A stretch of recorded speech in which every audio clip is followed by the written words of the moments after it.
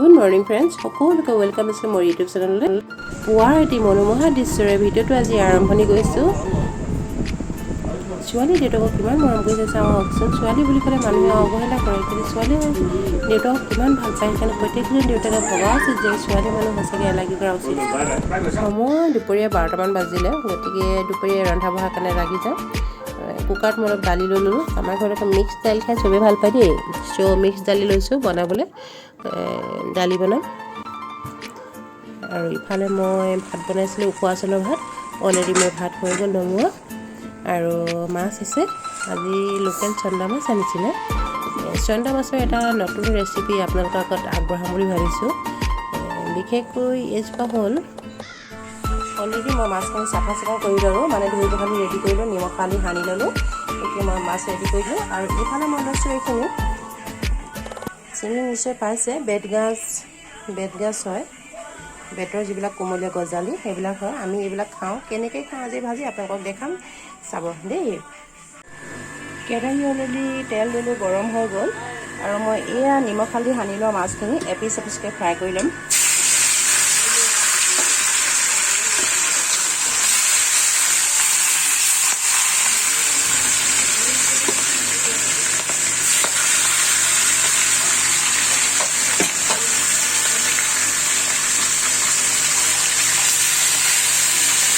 এনেকৈ ফ্ৰাই হৈ দিম, অলপ ডিপ ফ্ৰাই কৰিম, তেতিয়া মোৰ ভাল লাগে।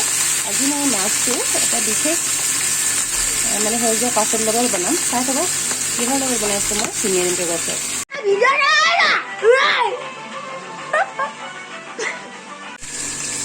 মাছখিনি মই এনেকৈ ডিপ ফ্ৰাই কৰি ল'লোঁ। আৰু এপিচ এপিচ ফ্ৰাই হোৱা মাছখিনি মই পুনৰ কেৰাহীৰ পৰা উলিয়াই দিম। মাছখিনি অলৰেডি ফ্ৰাই হৈ গৈছে। এই শাকবিধ বাৰু কোনে কোনে চিনি পাইছে প্লিজ কমেণ্ট কৰি শাকখন মই কাটি ল'লোঁ। আৰু এইফালে তেল অলৰেডি গৰম হৈ গ'ল। কাটি লৈ পিঁয়াজখিনি আছিলে, মই পিঁয়াজখিনি ইয়াত এড কৰি দিম।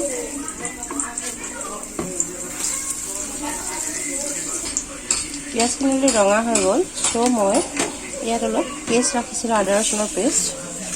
সেই পেষ্টখিনি মই ইয়াত এড কৰি দিম।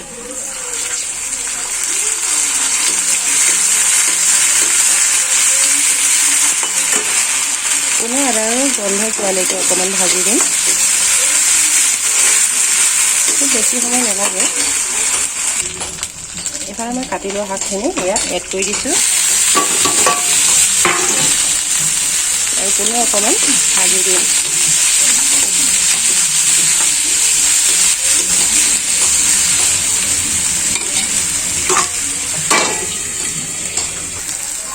শাকখিনি পুনৰ সিজি আহিছে আৰু তাৰপৰা তেল বিৰিঙি আহিছে।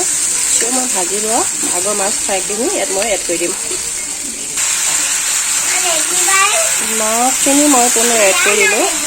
ৰ'বা মাছখিনি মই এড কৰি দিলোঁ আৰু শাকখিনি পুনৰ ভালদৰে মিলাই দিলোঁ।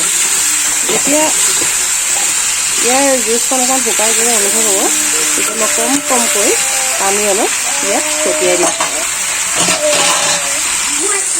মাংসখিনি তেলখিনি আকৌ শুকাই আহিছে। চ' মই কাঁহীতে অকণ পানী লৈছোঁ, এনেকৈ অকণমান পানী এড কৰি দিম। আৰু পুনৰ মাছখিনি অকণমান সিলাই দিম, চাব যাতে ভাজি নাযায়। আপুনি জ্বলা যদি খায় ইয়াত অকণমান জ্বলা গুড়ি এড কৰিব পাৰে। এনেধৰণে মাছটো বনাই আপোনালোকে খাবচোন। এই সেউজীয়া শাকবিধৰ লগত খাবলৈ বৰ সোৱাদ হয়। আমাৰ ল'ৰাটোৱে খাই ভাল পায়।